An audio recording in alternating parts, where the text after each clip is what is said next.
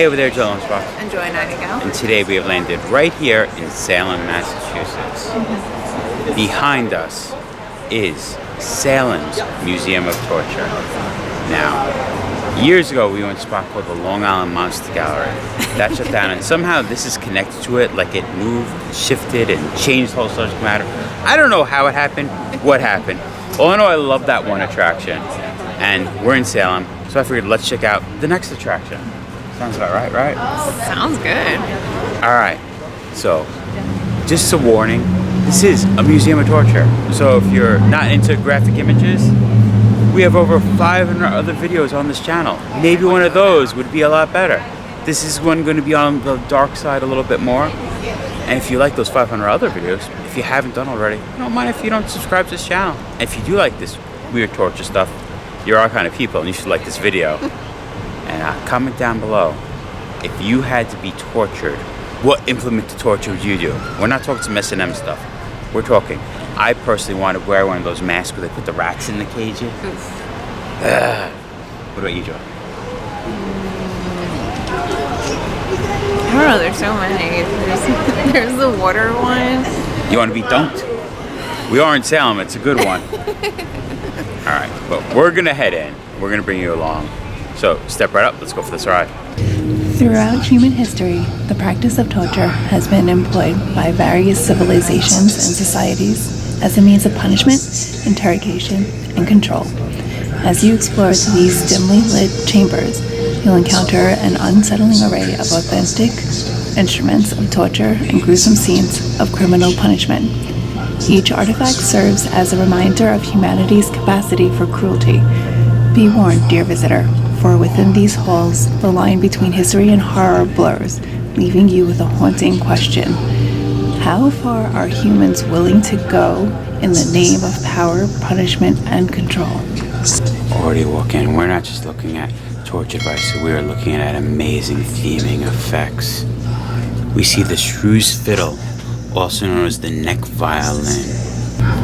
So this device was originally used for people bickering. And if we look at the picture, there actually was a double version. If two people were forced to, that were bickering to argument. Imagine that's the way to resolve your argument. You're locked to each other till you solve your problem.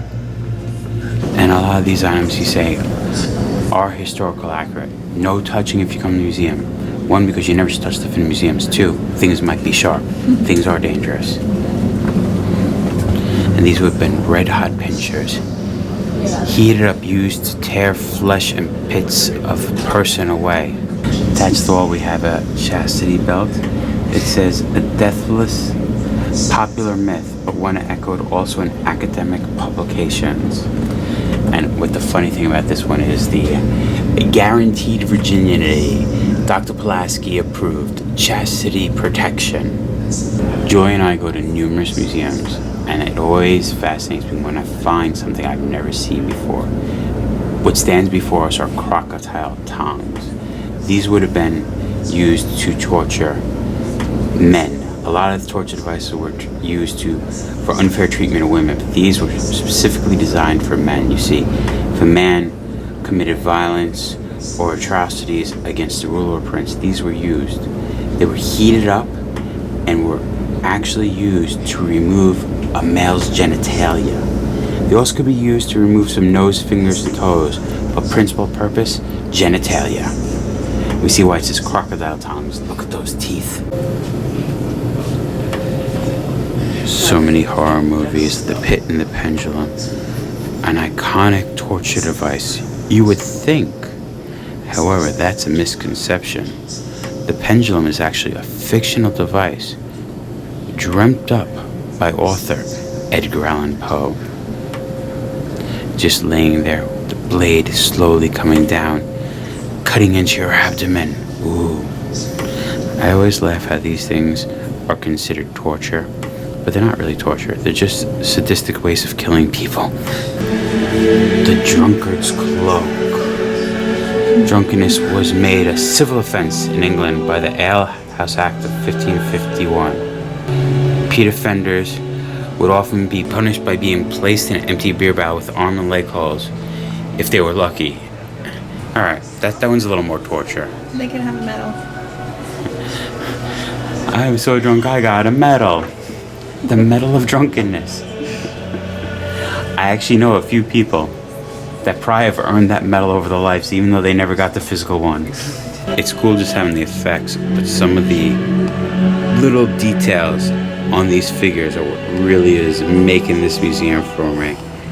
We look at the man shoved in the barrel, and coming out of his right eye is a single tear. A classic in medieval torture, actually dates back to ancient Greece. It was brought into the Tower of London in 1420 by Duke of Exeter. The rack. And could you believe it actually remained up until the late 1700s, slowly stretching their victims. Shame mask from the Middle Ages used up to the 18th century. Now these were for problematic women that believed they had free speech. People didn't like women that were talking too much. Those women we put in these shame masks, made to walk around town, sometimes chained to poles, because they didn't like them gossiping, lying, nosiness. And this is a way to stop them from those habits. A lot of people have a misconception of Salem. Everyone knows that innocent women were executed thinking that they were witches. But some people think people burned them at the stakes. That didn't happen here in Salem. It did happen dating back to ancient Rome. They used to execute Christians and others who renounced their faith. It's also used in the Middle Ages, and here we have a man burning at the stake. We're looking at the case, and I feel torture was dreamt up by a sadistic teenager that had an anatomy book, because there literally is devices to torture every single part of a human body. Yep, you got hand. A hand crusher. You got, down there's a knee splitter. Oh, I couldn't fathom that pain. Wait, you even have thumbs? Yeah, we need something that we could take on the go to torture people. How about some thumb screws? There's some iron shoes from Germany. You see, once the foot was in, they'd crank and crush the foot. The shoes could also be heated over a fire before fitting. Ow! We have a British Royal Navy punishment whip. And we're not talking about medieval times. We're talking the 1840s to 1881. They administered corporal punishment to sailors on board ships by order of the captain. Yes, we finally got to my favorite, rat torture. You see, he's excited as I am for the rat torture. Okay, maybe not. I love this one so much. It's so sadistic. Dates back all the way to 60 years after Christ. And not just rat torture in general dates back that far. Now, this one that we're looking at in particular, rats were put in this metal cage attached to the guy's chest, and then they would put hot coals on top of the cage. The rats would feel that heat. They were nervous for their life, and they wanted to figure out a way out. They couldn't go through the metal cage, but they could go through the guy's torso to escape for their lives. Ooh. So this is really cool. What I'm looking at is actually an executioner's mask. Joy. What? Put them in the Iron Maiden. Excellent. Execute them. Bogus. We have a beheading axe, and there it is, the executioner's mask. And that's because the executioner wanted to hide his identity. Imagine being an executioner and having to go home. You don't want to prevent the families of the people they executed taking revenge.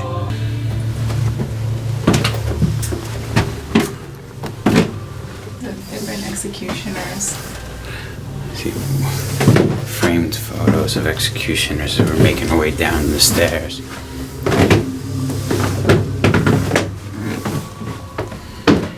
James Berry, why? Why? Executed people from 1884 to 1891.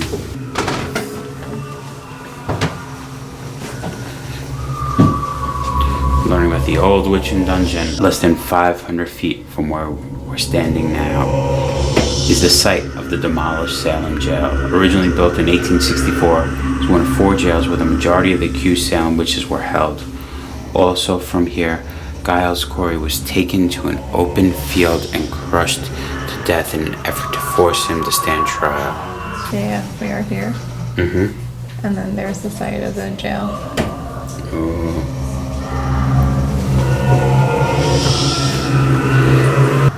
Please proceed to the dungeon. At least they're polite about it. The sound effects in here really makes it. Hearing the chanting, you also hear the wood creaking. Origin of hanging at the gallows can be traced back to ancient times when it was used as a form of punishment for various crimes. It was developed to make it an efficient, less painful way to drop people to ensure instant death from broken neck instead of them strangling.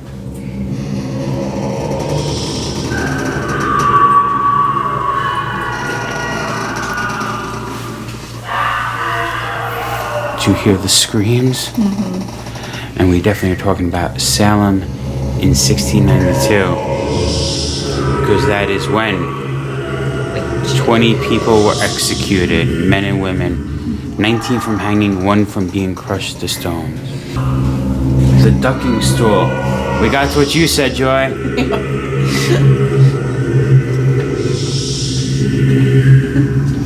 This woman sitting in her chair, about to be dunked into the water. You can see there it is being dunked. They would do this to women that they thought were witches to make them confess, and people said, well, if they died, then they weren't witches. It was sort of like a way of baptism in a sick way. The method was later simplified. A rope was simply tied around the waist of the accused and she was thrown into a river. If she floated, she was deemed in the league with the devil, rejecting the baptismal water. If she sank, she was cleared and dead. Here we have, and you could always do it at home, if you're feeling a sense of empathy after visiting the museum. Despite ongoing activism of torture still being reported in over 141 countries from every region in the world, make a powerful statement today by donating to the Amnesty International Stop Torture campaign. We'll actually put a link to that campaign down below, because what people are still doing to people in this world is terrible and needs to stop.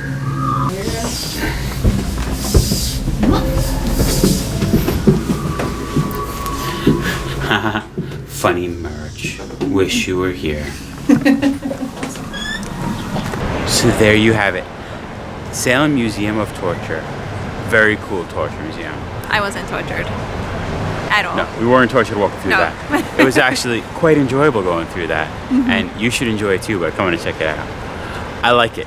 It had good theming. The ambiance was good. The sound they used, the lighting they used really made the feel of the museum. I like it was history, but not only of Salem's way of doing things, but like other times in the Throughout past. medieval times and Middle Ages, different torture.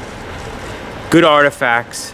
And also, it was dark in there, but Not all the too plaques dark. were well lit that we were able to read everything and lots of good information. A lot of museums, I feel, just try to get by on the shock value of look at this scary torture stuff. But this had good facts with it. So it was a really cool museum. I would recommend it if you're in Salem. Check this place out. Yeah. It was cool. But I think we could call it right now. I think so. Salem Museum of Torture. Been there, done that. Remember, folks, safe travels Good eats. and live life.